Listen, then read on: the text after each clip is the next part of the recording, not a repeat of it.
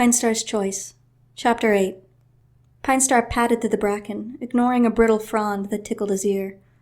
He had taken to pushing through the thickest undergrowth on his way to and from Two-Leg Place, avoiding the tiny paths where he might encounter a border or hunting patrol. A quarter moon ago, Lionpaw had seen him talking to Jake's housefolk, and Pinestar had lied to explain himself, telling the apprentice that he had only pretended to befriend the Two-Leg in order to find out more about the kitty pets. Pinestar's fur prickled. He couldn't let his clanmates find out about his friends outside the territory. They would never understand that it was cats like Jake and Shanty who kept him calm and focused, who listened to fears he couldn't share with his warriors. Today, Shanty had reassured him that he was doing the right thing by holding back from yet another attack on RiverClan, even though the mangy fish-eaters had set their border marks around Sunning Rocks again.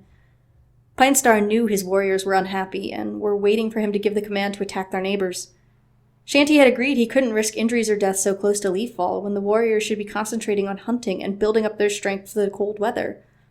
She shrugged off Pinestar's fear that his clanmates thought he was too fox-hearted to defend their territory. "They must know you're only trying to protect them from getting hurt," she mewed impatiently. The only thing he hadn't confided to the kitty pets was Dostar's warning about his unborn kit. That was something Pinestar couldn't begin to deal with until his son had arrived. He was sitting beside the fresh kill pile with Patchpelt when Sunfall's border patrol returned. To Pinestar's relief, none of his warriors bore any signs of a skirmish. His fur pricked when he saw Bluefur studying him intently, as if she was trying to detect traces of Two-Leg on him. Suddenly Feather Whisker appeared from the nursery. The medicine cat's silver fur was ruffled and his eyes were wide with alarm. "Leopardfoot's kits are coming!" he announced. "So early?" Swift Breeze gasped. "They're not due for half a moon!" "Is she okay?" Patchpelt called. Feather Whisker ignored them. "Pinestar!" he meowed. "Will you stay with her while I fetch supplies?" Pinestar stared at him in dismay. "No, this can't be happening. I'm not ready. I think it's best if I leave it to you and Goosefeather," he mewed, his pelt burning under the gazes of Bluefur and Swiftbreeze, who were looking at him as if he'd grown an extra head. "I'll sit with her," huffed Swiftbreeze, pushing her way into the nursery. Pinestar sagged with relief. Leopardfoot would be much better off with her mother to care for her. But his respite was short-lived. Behind him, Goosefeather had started sifting through the fresh kill pile, scowling and muttering to himself. Pinestar's heart started to pound. Was he looking for omens to mark the birth of the new kits? The day dragged on. Goosefeather stopped fiddling with the fresh kill pile and limped out of camp. Patrols returned and excitement spread through the clan about the kits. Feather Whisker sent Bluefur for herbs, and the waiting cats tensed as if braced for bad news. But nothing came from the nursery, only the sound of Leopardfoot groaning and soft murmurs of encouragement from Feather Whisker and Swiftbreeze. Pinestar looked impatiently at his gathered warriors, who were acting as if a tree was about to come crashing down on their heads. Kids were born all the time. Why was today any different? "We must eat," he told them. "Starving ourselves won't make these kids come any quicker." He caught Bluefur glaring at him and turned away. Too wound up to eat, he walked past the fresh kill pile and headed into his den beneath High Rock. He knew his clanmates were judging him for being cold and uncaring toward the mother of his kits, but nothing would make him share Dostar's warning. How could he possibly tell them that his own son was going to be the greatest threat the clan would ever face?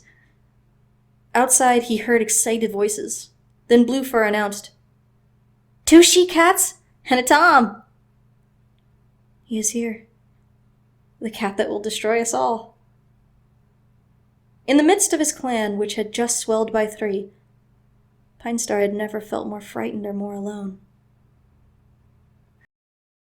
The night was starless, and unseen brambles clutched at his paws as Pinestar ran blindly through the forest. He knew he should be with Leopardfoot and with their newborn kits, watching over them as proudly and fiercely as Oakstar had once watched over him. But how could he? These kids should never have been born.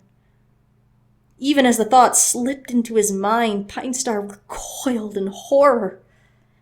He had stared across the clearing at the nursery as dusk fell. The simple clump of tightly woven brambles changed by shadows into a dark and thorn-pierced trap. His paws had refused to carry him one step closer, as if he had turned to stone where he sat. Gradually the clearing emptied and the camp fell silent as his clanmates settled down to sleep. Pinestar stood up, stretching out each stiff limb, then headed towards the gorse. Guilt and shame dragged at his pelt, but he could not enter the nursery.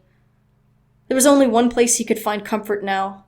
Far from the clans, far from the weight of the terrible prophecy about his own son. He leaped over the wooden fence and streaked along the hard stone paths. A couple of kitty pets sprang out of his way with angry hisses, but Pinestar ignored them. He raced around the corner of a two-legged den and skidded to a halt at the edge of the little thunderpath. Shanty was sitting on the other side, talking to a fat gray tom. She jumped up when she saw Pinestar, her fur bristling.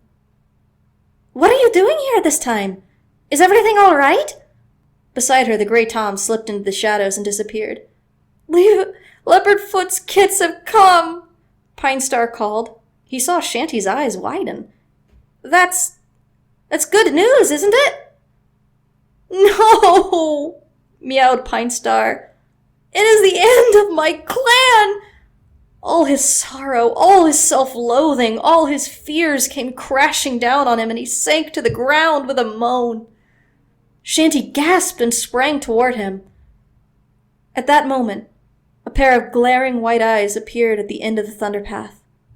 With a roar, the monster launched itself toward the little brown cat. She stopped dead in the middle of the thunderpath, frozen in horror. "Shanty!" Pinestar yowled. He threw himself toward her, his paws skidding on the black stone.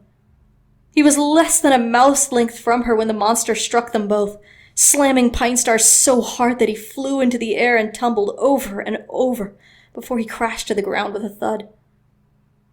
Suddenly his eyes were dazzled by silver light, and he felt cats close to him, sniffing his pelt and urging him to lie still, promising that all would be well. Pinestar had been here before. He was losing another life. He let his body sink into the ground, felt the searing pain ebb out of his muscles, and waited for his mind to clear. A cat leaned over him, musty breath warm against his ear. "The time to choose is near, Pinestar," rasped an ancient voice. "Only you can decide." Thunderstar? Pinestar struggled to sit up and look around. He was alone at the edge of the thunderpath. The monster had gone, and everywhere was silent. In the center of the thunderpath, a small brown heap lay very still. Pinestar climbed stiffly to his paws, his pelt lifting in dismay. "Shanty," he whispered. He padded over to her, each paw carrying the weight of sunning rocks. The little brown shape didn't move. Pinestar pushed his muscle into her fur, trying to feel a heartbeat or a stir of breath. "Shanty, wake up." Surely the monster had hit him harder. The loss of his life didn't matter as long as Shanty had escaped. She can't be dead. Not now when I need her more than ever. There was a thud from the two-legged den behind the hedge, and a beam of light slanted through the dense leaves. Pinestar heard rapid paw steps, and he looked up to see Shanty's housefolk rush out, their mouths wide open. Pinestar backed away from Shanty's body. "I'm sorry," he mewed. "I tried to save her, but I was too slow." The female two-leg dropped to her knees and bent over the dead cat. A howling sound rose into the air. The male two-leg patted her and made gruff noises as he wiped at his face with a hairless brown paw. Pinestar felt his heart crack. He wanted to tell them that he shared their grief, that he had loved Shanty too. She had been his dearest friend, closer to him even than his clanmates. But he knew he couldn't make them understand him, even though he felt the same pain as they did. They would sit vigil for Shanty tonight, not him. The two-leg walls blurred around him as Pinestar padded away. He walked alone in the forest until dawn, then sat beneath a tree and watched the sunrise. A day that Shanty will not see. He felt hollow and cut loose, as if his paws weren't quite touching the ground. He knew he wouldn't find Shanty in StarClan, however much he dreamed. That was not where kitty pets went at the end of their lives. Wherever you are, I hope you are warm and safe and can see me. The thought that Shanty might have vanished into nothingness was too much for Pinestar to bear. He had felt alone before. Now he felt as if he were teetering at the edge of a shadowy chasm, echoing with the yowls of dying cats. "Shanty, I need you." The air around him grew hotter, buzzing with the drone of insects. Pinestar knew he had to return to his clan. He had to see Leopardfoot and his kids. He was their father, for StarClan's sake. He could do nothing more for Shanty, but he still had responsibilities towards his clanmates and his kin.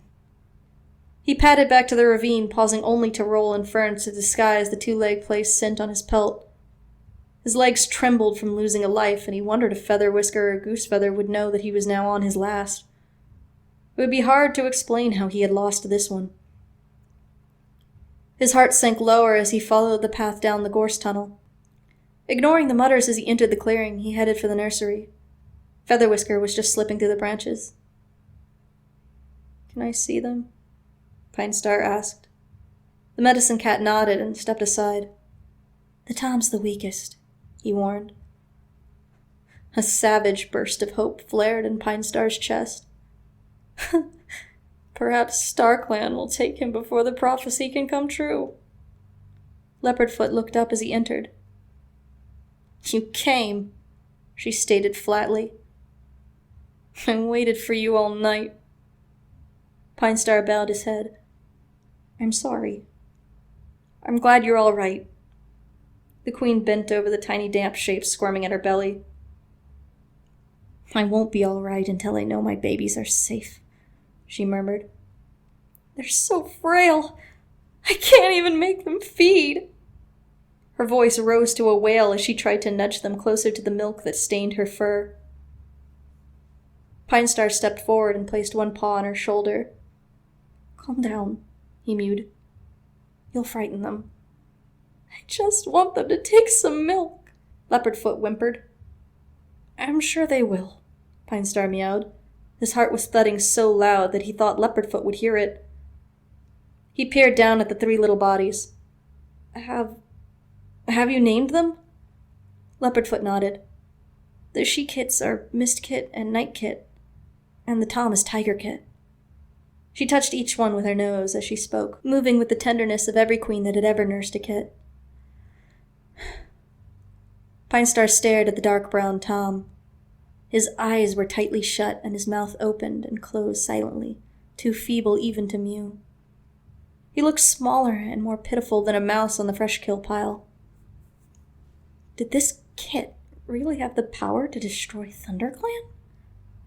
It was easier to imagine being threatened by a beetle. Suddenly the kit opened his eyes and glared up at Pinestar.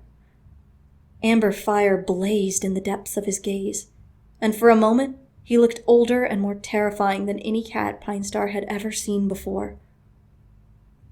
He leaped backward and Leopardfoot let out a hiss. "Careful! You'll tread on them!" "Tiger-Kit looked at me," Pinestar stammered. "Don't be mouse-brained. They won't open their eyes for days," Leopardfoot snapped.